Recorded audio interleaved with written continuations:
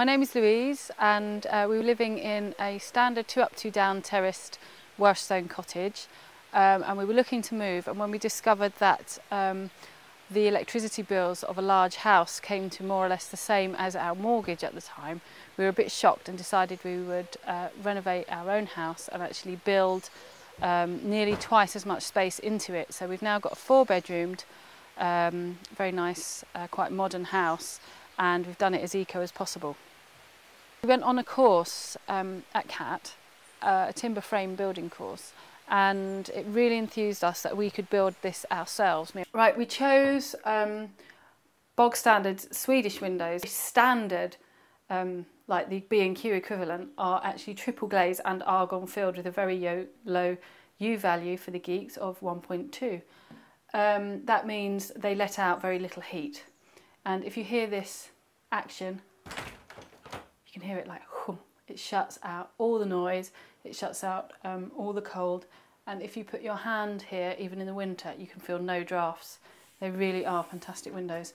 So our idea was to get as much glazing as possible in this room, because it's like a sun space or a passive solar orientation with southeast facing, which is good, which means we can get lots of sunshine.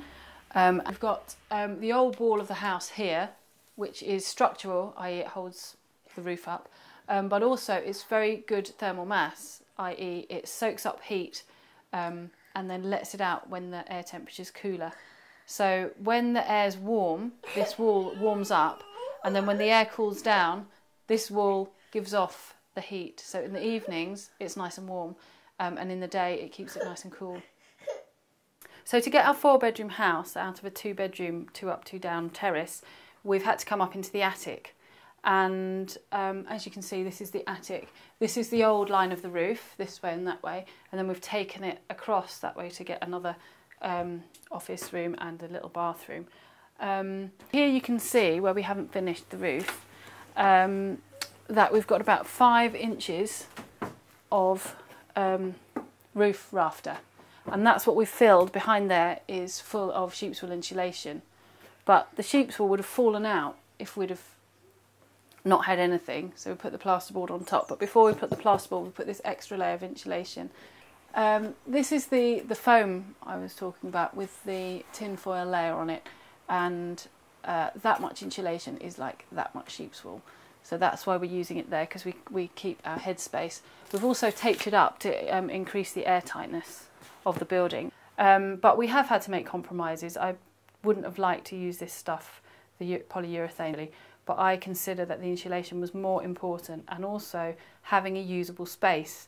So if by not using this stuff we would have had to have very, very low roofs, we'd have had less usable space up here, then we may not have stayed in a smaller house, we may have moved to a bigger house. And what you notice in our terrace is that the houses either side, when it's snowed, have not got snow on, and ours have still got snow on, because we're keeping the heat in the house where it belongs rather than just letting it off into the environment.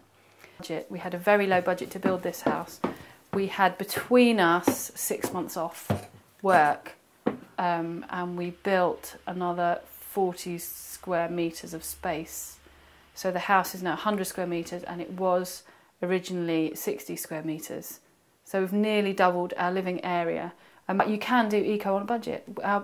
For this house, we probably spent £25,000 on the extension, but that included doing up all the rooms internally and an awful lot on a very tight budget.